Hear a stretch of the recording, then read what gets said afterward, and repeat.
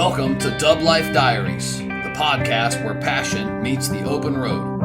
I'm Joe Person, your host, and also a lifelong dubber. Buckle up, because this ride is just beginning. This podcast is sponsored by Volksmania magazine. Good times, great cars, awesome Volksmaniacs. Visit Volksmania.com to learn more about this class-leading VW magazine. All right, welcome back to DubLife Diaries. We are sitting down today with a true outlaw in the Volkswagen world, Mr. Jaga Rai. Back in 1997, he bought a very humble 1975 Canadian Standard Beetle. At the time, he was just 23 years old. The cool thing, he never let it go.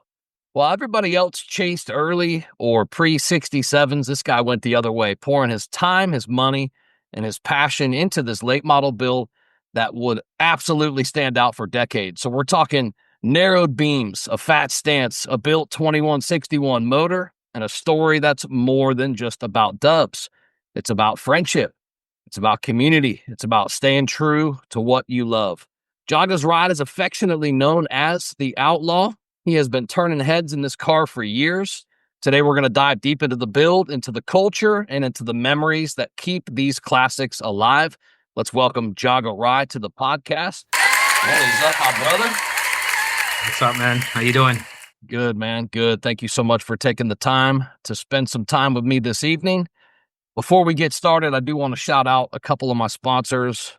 First up on the list, Volksmania magazine. I feel like this is one of the best magazine on the planet wide. The quality, the pages, the stories, the cars that get covered, they're not just a 1 or a 2 pager.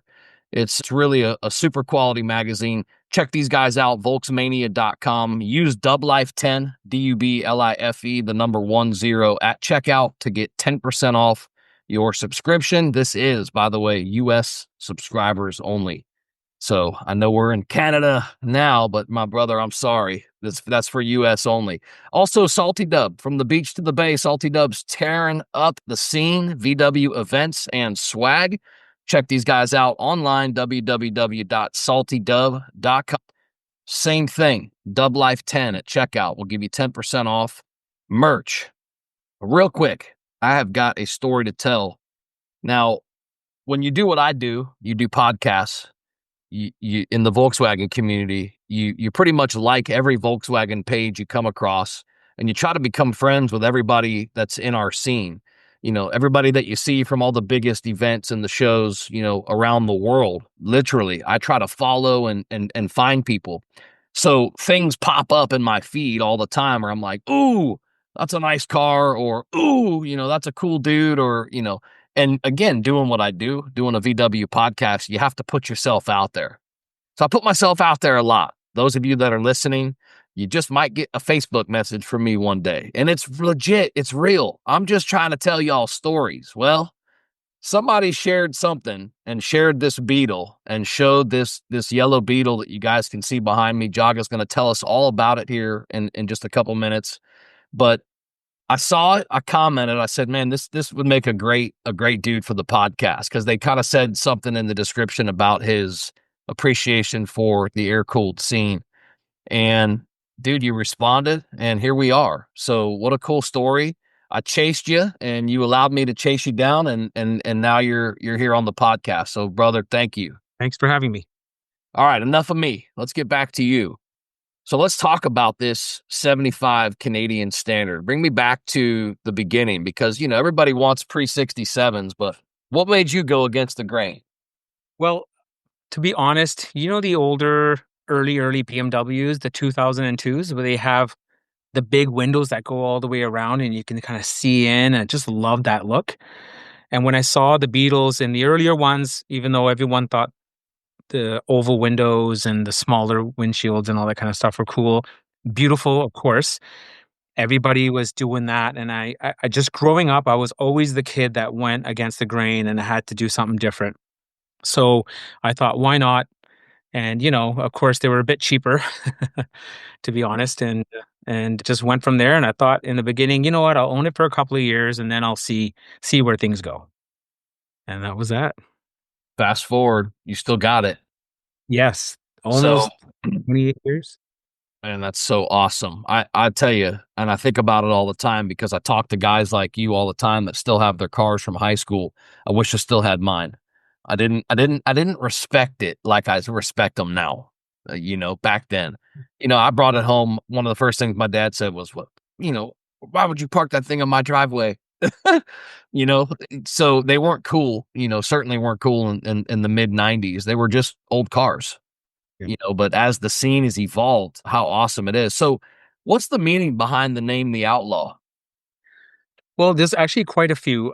First, when I heard the name, usually the Outlaw is referred to as a Porsche that's been hot rodded, so it's a European term, from what I understand.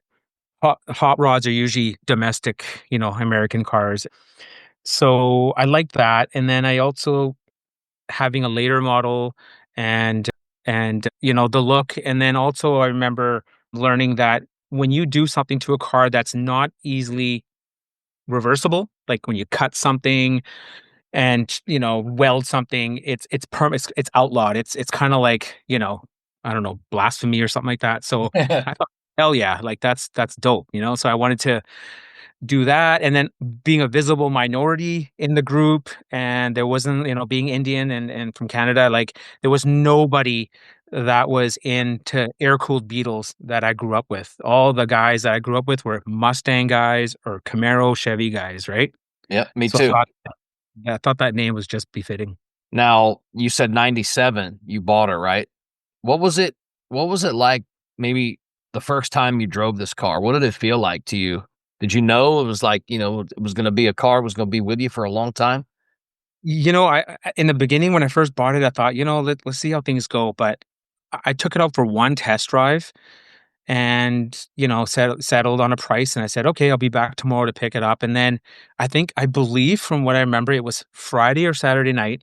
I picked up the car and I had a date that night. It wasn't my wife, so don't tell her.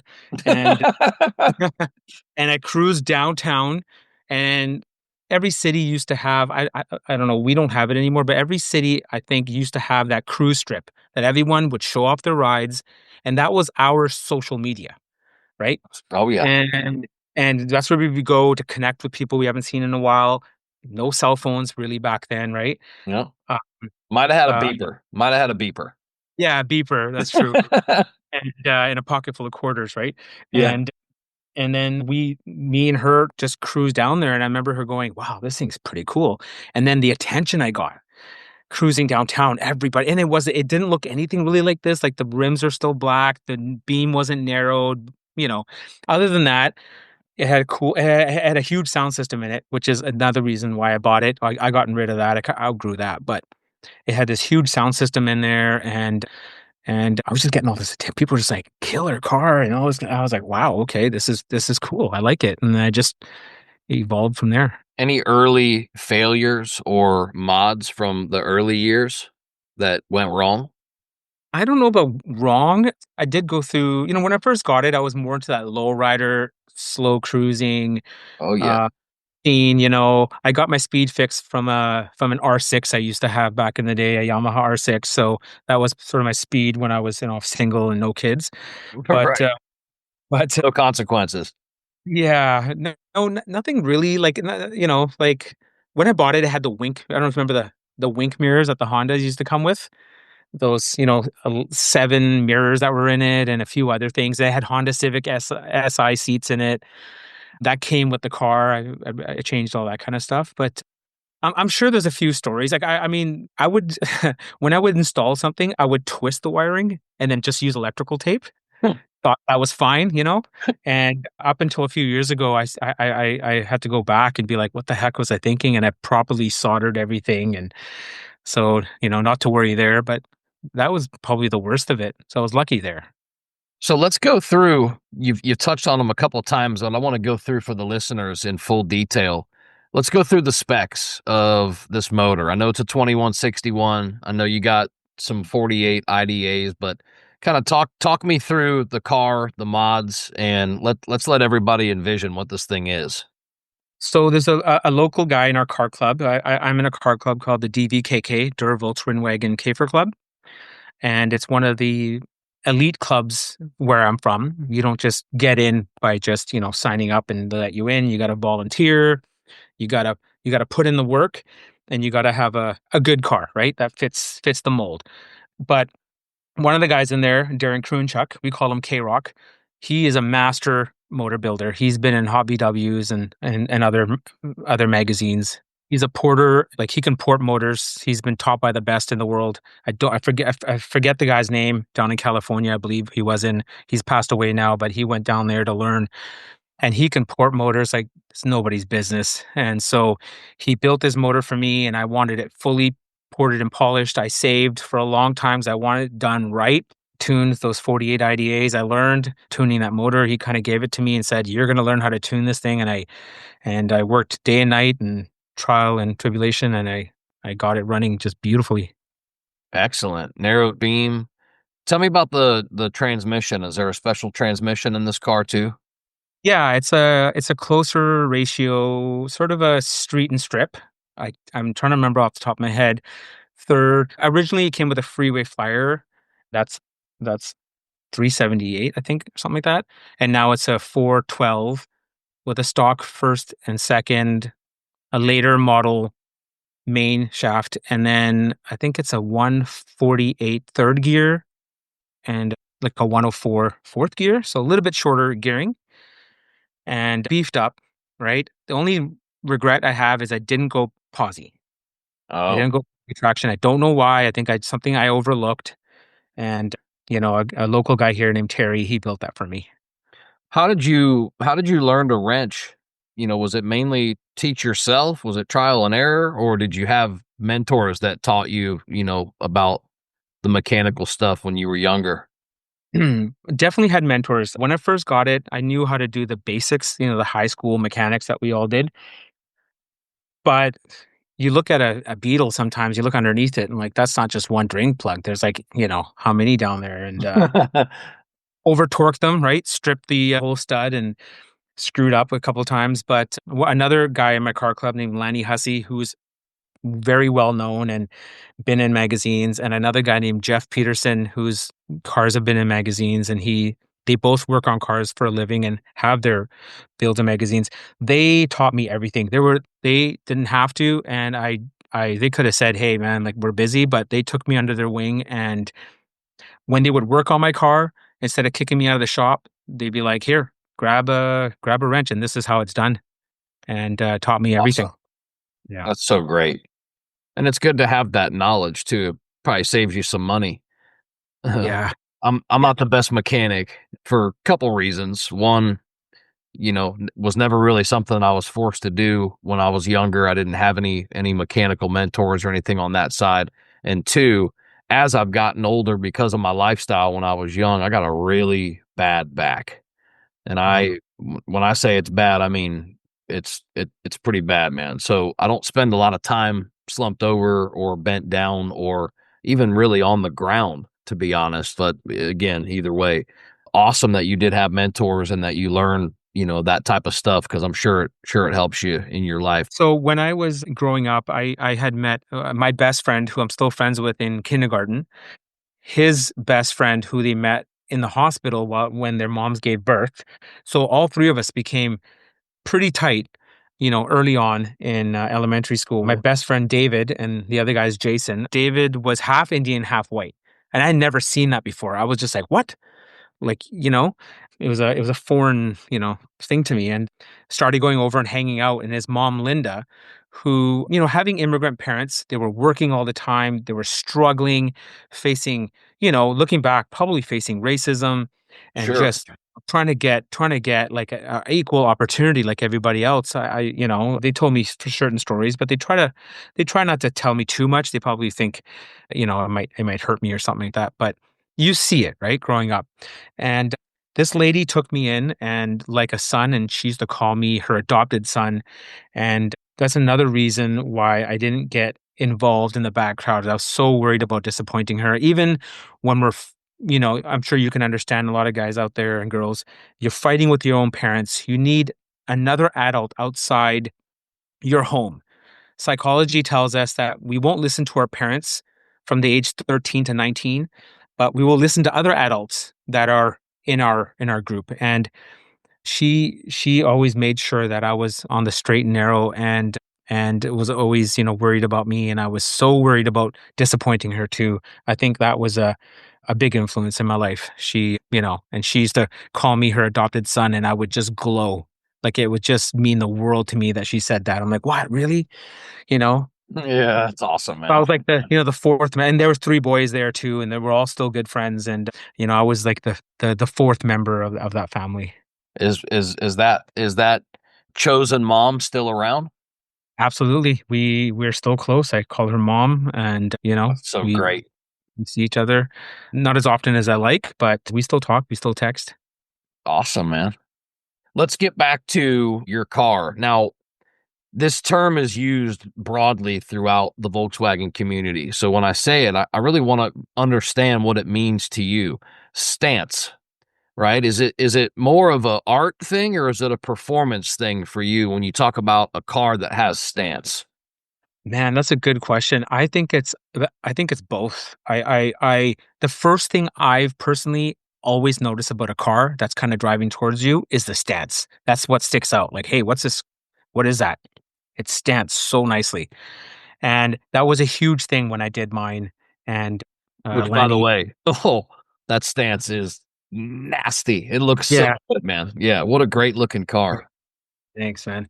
Yeah, And man. so me and Lenny spent a lot of time getting that stance right. I was like, this thing has to be stance right. Like the camber, the fitment, I always say people want to finger bang my fitment. Like, it's it's just perfect. Like, I just couldn't be happier with it. It's Man, that's And awesome. performance, obviously, it's performance too. So it's like a win-win situation. So let's touch on DVKK again, just for a second. Take me back to you said it was an elite club, elite for the area. Like, take me back to how you got involved, and really, I guess, what it means to you to be a part of it. It's a definitely like a brotherhood. When I first came around, there's a big show that happens up here. It's one of I would say the biggest Volkswagen show that happens in Western Canada, called the Great Canadian Volkswagen Weekend. And '97 was my first show. I think that was show number 7. And probably the third or fourth year, I'd gotten to know the guys really good. They worked at CIP, California Imports, Yeah. very well-known company worldwide now, and became friends with them all. And I think it was '96, the DVKK had started, and started to become friends with them, and started to volunteer at the show. They're like, hey, we need a hand. Do you want to help out? And I was like, absolutely, right? I'd be honored. And then I started to put in the volunteer hours. It's a nonprofit organization, and slowly, bit by bit, Do they have a put website? I don't we have an Instagram page that I run now, What's the but Instagram handle? I I believe it's Der Volkswagen Käfer Club. Don't ask me to spell that right now, but on Instagram, and I believe we have a Facebook page too. Give me some of the past. It's a long time you've been involved. Give me some of your favorite memories of DVKK. Oh man, that's a good question. I love this one. Other than going to shows, and like when you show up, we have, a display that we would put on, and everyone would be like, "Oh, it's the DVKK, right?" Like I said, magazine worthy cars and stuff like that. But to me, the best memories are the road trips down to Seattle. Because we're just, for our listeners, we're just about 2 hours outside of Seattle in Canada and Vancouver. Puyallup Fairgrounds would be another place we would go to shows.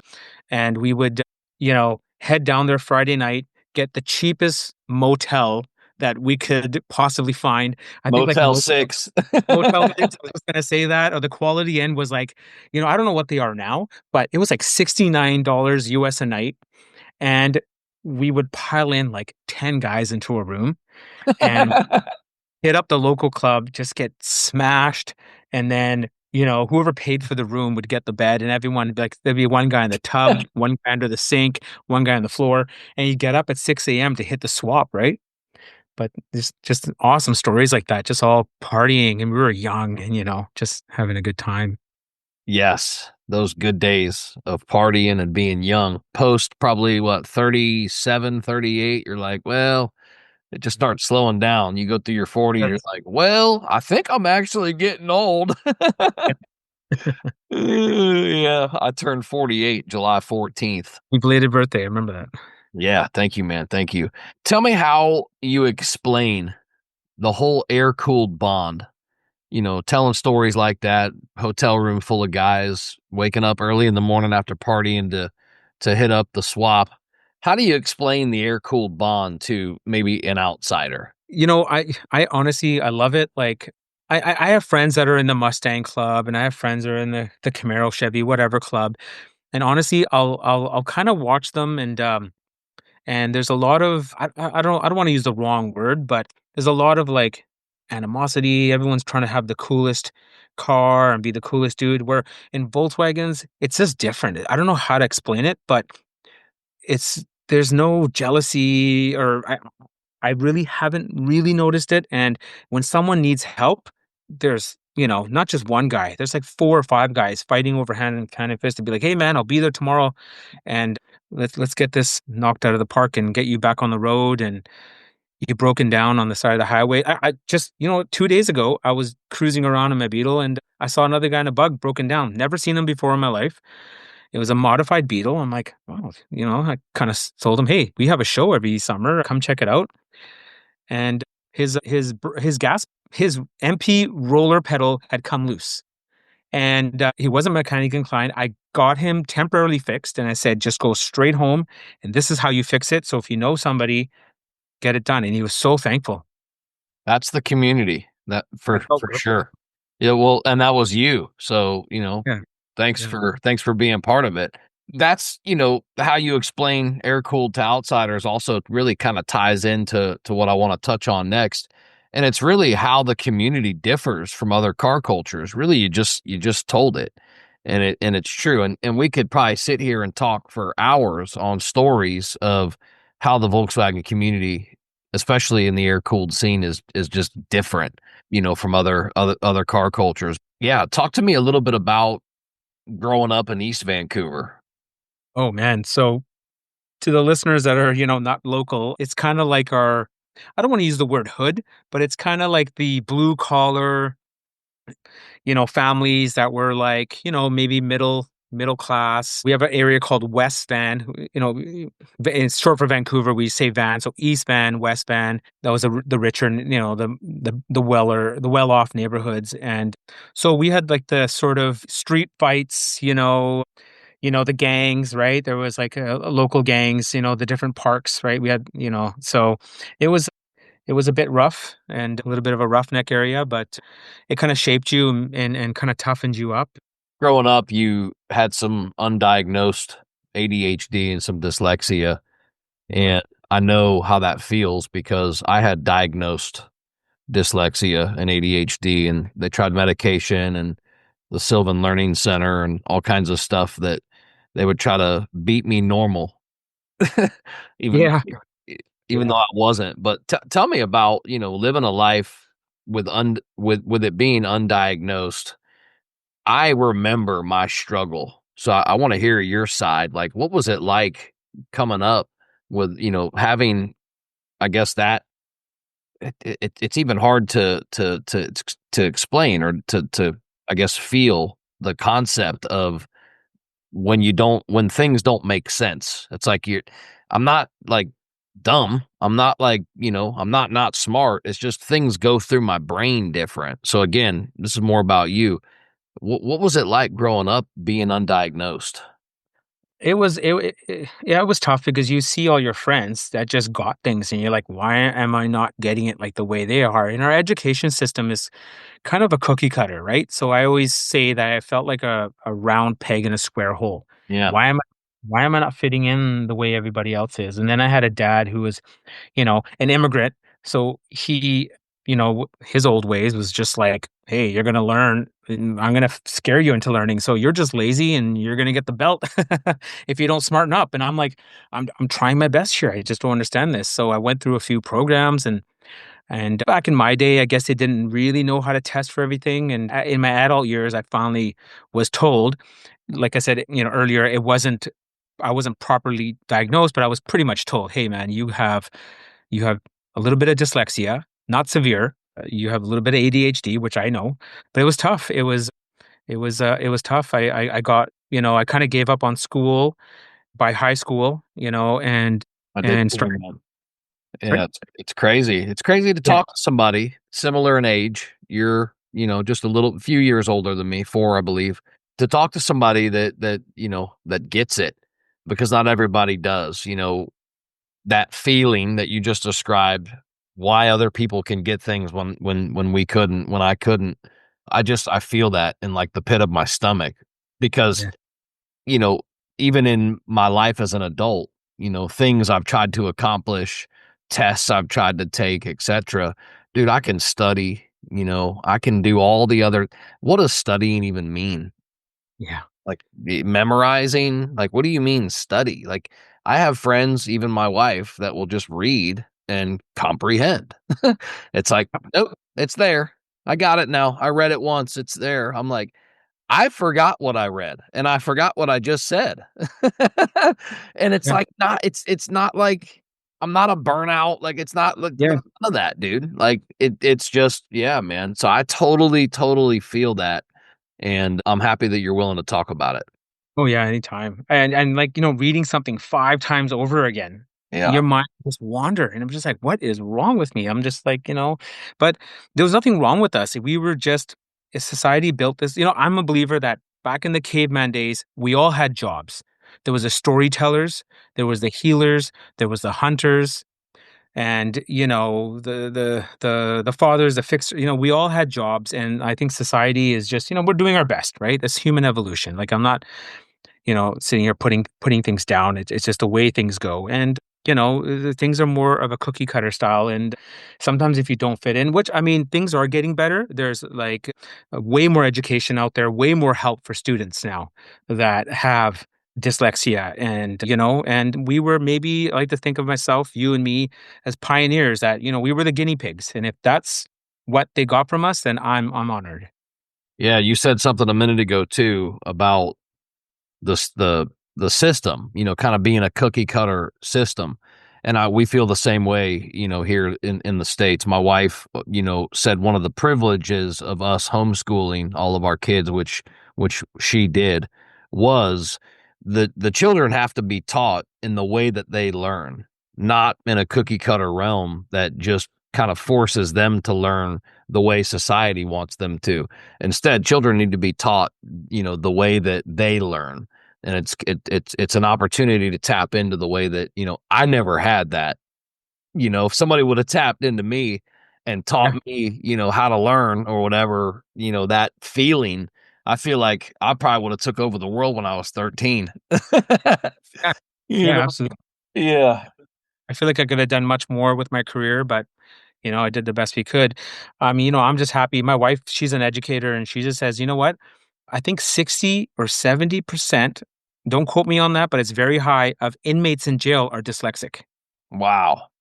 right? So, she's like, you made it, you got a career, you're a dad, you're a husband. And so I'm like, it's nice to hear, right? That I could have, Yeah, you know, and just the support, by the way. yeah. Just the support, and my wife, same way, man. Celebrates all types of wins that, essentially I wanna beat myself up for, but she reminds me, puts things into perspective for me all the time, so I value that. When did the Volkswagen community become kind of your therapy? Because it almost seems like, your love and your interest and the amount of time, passion, and money that you've spent over time on your car probably is a form of therapy. It absolutely is. It's an interesting story. So, unbeknownst to me, when I would be in school and draw a lot, I was very much into art. I loved the beauty of anything, So, and cars kind of ran in the family. My dad had a few, he had an Impala, he had a Chevelle. So, cars kind of, in the family. And then I guess being an immigrant, when my dad came here, a status symbol of making it was having a home and a nice car, Okay. right? So that played a huge role in my life, and I thought I'm going to get a cool car also. But my dad was into new cars. Obviously back then in the 60s and 70s, those were newer cars. And when I wanted to buy this thing, he was like, "What the hell do you want to do with a 75?" Well, Beetle, that's not you. Get a Mercedes, like Right, right. what Mercedes don't I talk to us like this though. yeah, I like old cars, liked anything old, right? At that time, but obviously Beatles had just a little something different with them, right? And then, so when I got into it, I was like looking through the magazines because there's no, kids that are listening right now, there was no internet. You couldn't shop online, especially back in '97. I think it was the internet had just maybe been introduced. There was emails going around, and maybe some business had some websites, but I don't know if you could order online or anything like that. But you would look through the magazines. I would be up late in bed just flipping through like, I'm gonna get Dreaming. that one day. That's how Yeah, we would dreaming, dream. Yeah. right? These old black and white pictures in magazines. And then I thought to myself, okay, so how much do I have to work? How many hours do I gotta put in to Reverse for engineering. yeah. And then so, while my friends, the crowd that I was hanging out with was definitely going into the wrong direction and getting into trouble, and some unfortunately were murdered, in this gang life. And I was like, I can't go out party tonight. I can't spend money on booze. I got to buy this $100 part, in a couple of weeks. So that kept me, looking back at it, I was like, oh man, that kept me out of trouble. Like, and then Wow. meeting the guys, the good guys in the communities that were a little bit older than me, that took you in and were like, hey, like you need help with this part, get the part, come to my garage and we'll put it in. And that was, you know, that just became a new goal of mine, a new passion. So it sounds like Volkswagen World essentially gave you structure and maybe even gave you some purpose. Absolutely.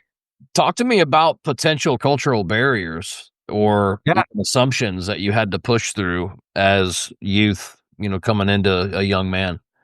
Yeah, it was interesting, but I was fortunate. It wasn't anything terrible, but I was the only Indian guy I think I still am the only Indian guy in the air cooled world around here, and and I was welcomed with open arms.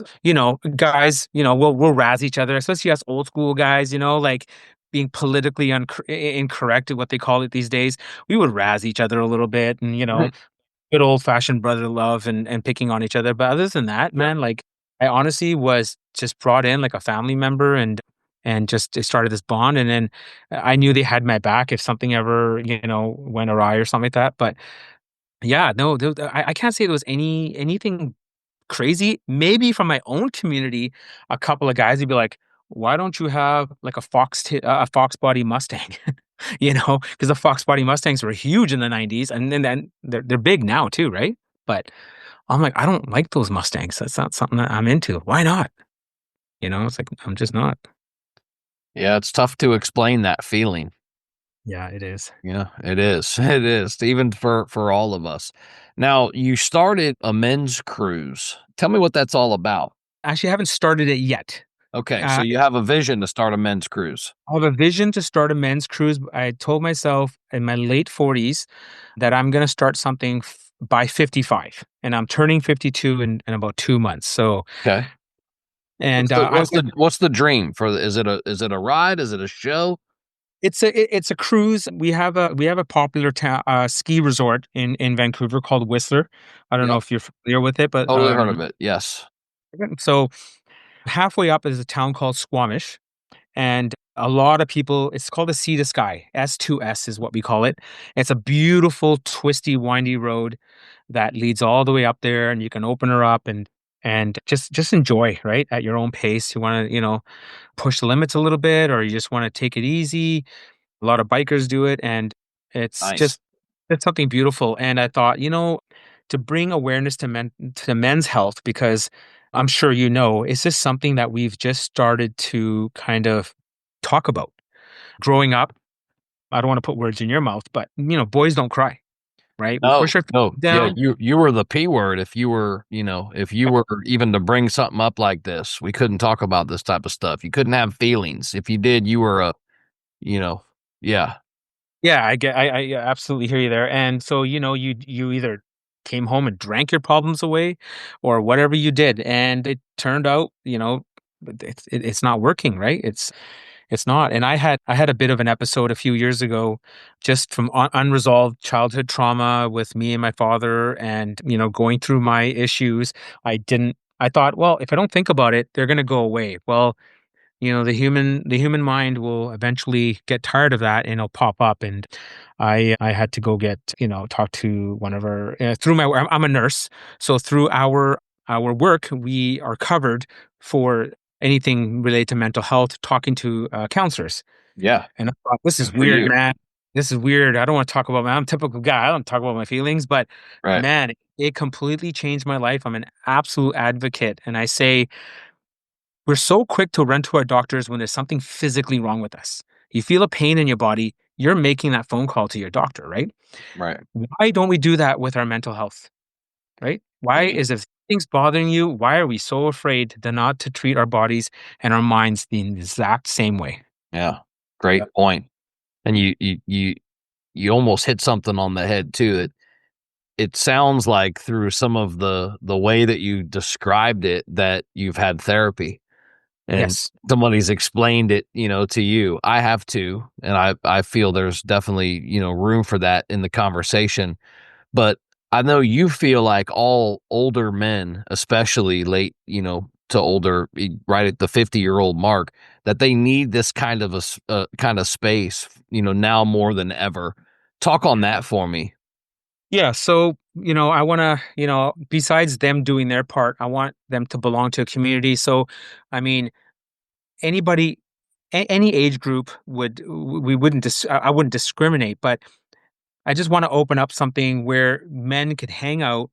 And if your kids have flown the coop and you're kind of, finding yourself a little lonely, you're separated, widowed, whatever it is, I want a brotherhood where, guys, once a month we all get together, we do this beautiful little cruise, and we just hang out. And if somebody wants to talk about something, that's what we're there for. Or Oh, sometimes just someone being there physically is more than enough. that's so awesome, man. It really is. You know, like you said, guys that are in their 50s now, when they were young, you we were almost trained that you can't really have feelings, you can't talk about them. You get up, you go to work. You work sick, you work through anything that you have to. You work hurt.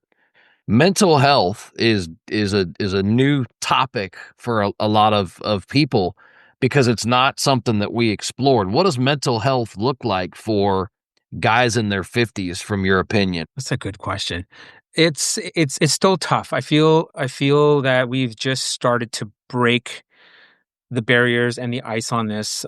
I'm sure the younger generation are not going to have as a difficult time because, we've addressed that issue. I hope I've addressed it with my boys and our children, but guys our age, they need to be pushed. There's still a lot of guys out there that don't want to talk, and they don't know how to talk, and you can lead a horse to water, but you can't make him, can't make it drink. So, I'm hoping by, if I start this, just, they might just be like, hey, that wasn't so bad, and it might just start that little push that they need, you know.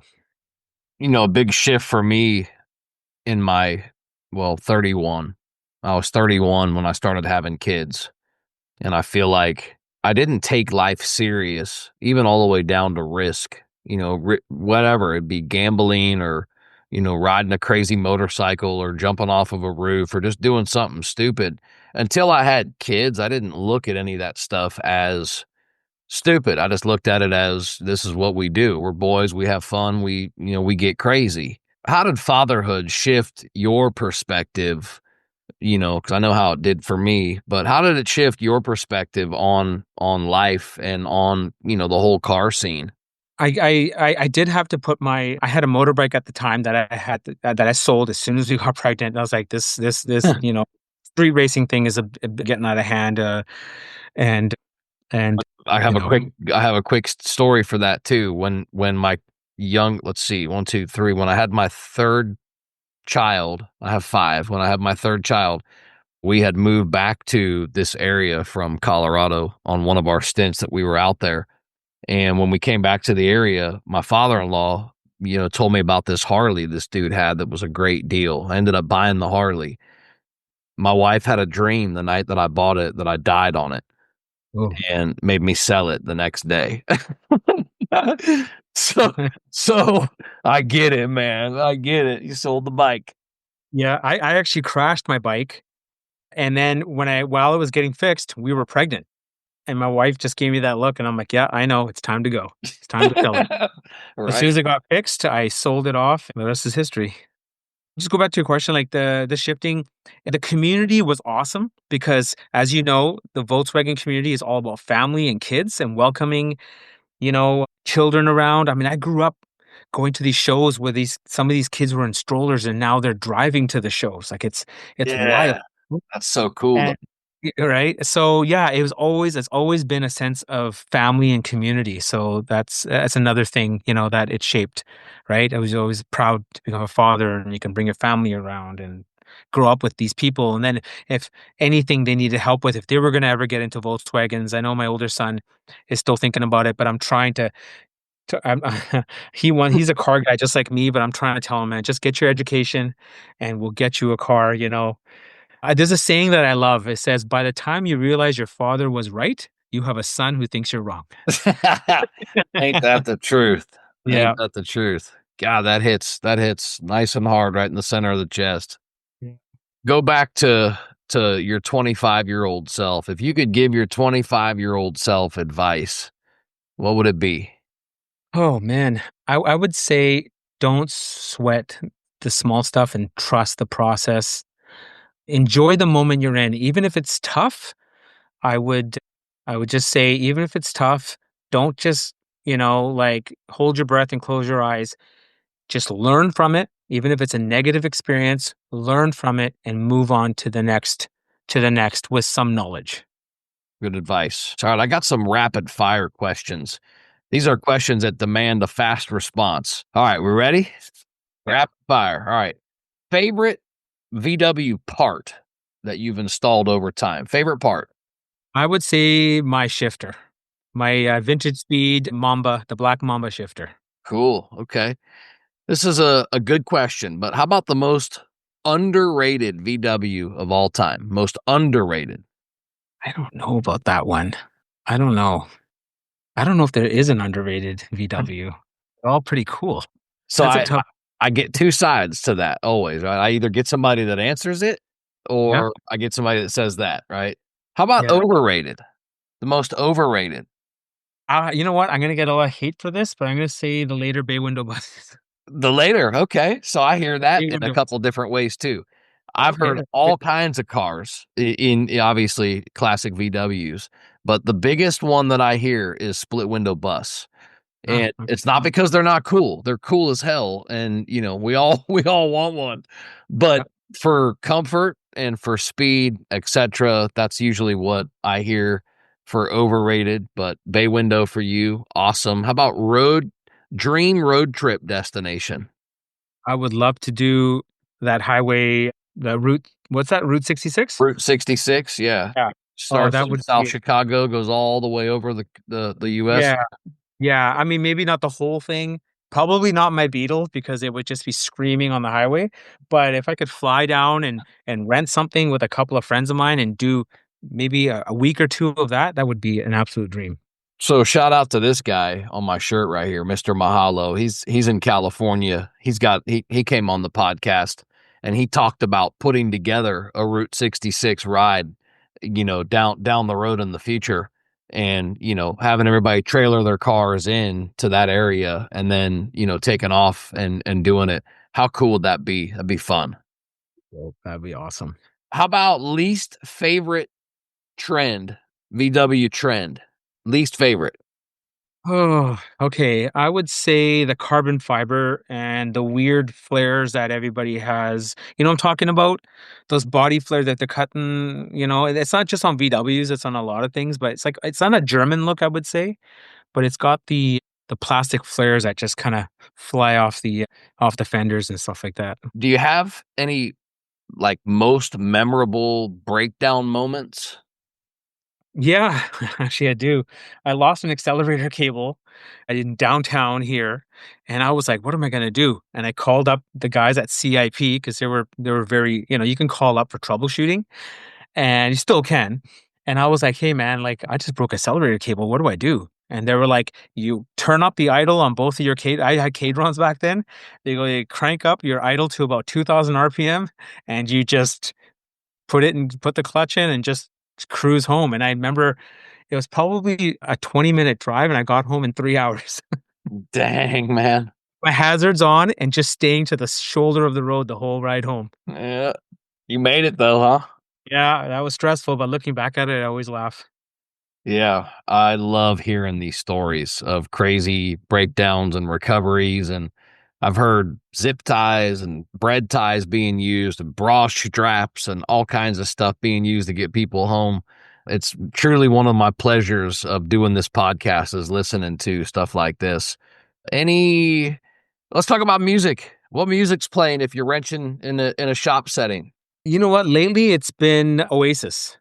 Oasis. And Oasis, I love them. It's calming, it's relaxing, but I gotta have music on in the garage. I just have to. Yeah, me too. Lately for me, it's been Morgan Wallen. Oh, okay. My wife got me into country, and I used to be a big, through the 90s and early 2000s, huge hip hop fan, kind of how I grew up with the whole culture of Biggie and Tupac and Jay-Z, all that fun stuff. So I was heavy into that. And then, well, I found a different form of rap. It's Yeah. Yeah. Now they're singing it and it sounds good. Yeah, it's all storytelling. Yeah, exactly right. So where can people find you if they want to connect with you, or can we shout out the DVKK or how we can connect there? Yeah, please do. You can find me on Instagram at Jaga_Rai, JAGA_RAI. And same thing on Facebook. And then the Great Canadian Volkswagen Weekend, we're on Instagram and on Facebook. And then our DVKK Car Club, Der Volkswagen Caper Club. Oh man, that's a whole mouthful. Yeah, there's a lot that I run. Yeah, that's a cool name though. It really is. All right, final message for maybe anybody that's struggling that might listen to this episode and think, maybe it's safe to talk or something now, but anybody that's struggling or looking for community, what would be your final message to that person?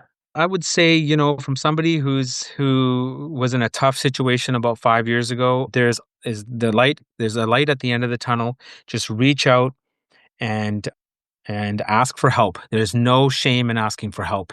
In fact, it's manly and it's brave. The bravest thing you can do is to ask for help.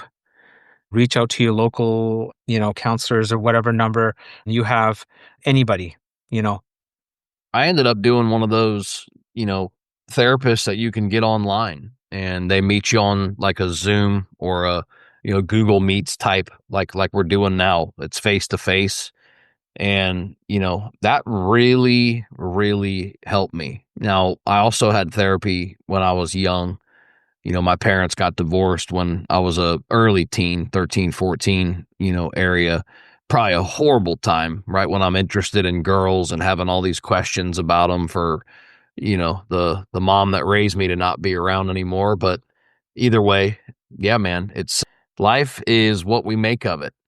And, it's been a pleasure, man. You're an awesome guy. I'm glad we connected. I'm glad we met. I really do appreciate you jumping on and giving us your backstory and giving us advice. Thank you. And that's a wrap for this episode of DubLife Diaries. Thanks for riding along with us and diving into these incredible stories of the people in the dubs that drive their dreams. If you loved today's episode, don't forget to subscribe or hit that follow button so you never miss an adventure. Do you have a story to tell or know somebody else who's living the dub life? Awesome! Reach out to us. You can find us on all socials at DubLife Diaries, or shoot me an email. I'm not hard to find. DubLifeDiaries@gmail.com. Until next time, keep the engines humming and the wheels turning, and always follow the road that inspires you. This is Joe Person. I'm signing off. I'll catch you on the next ride.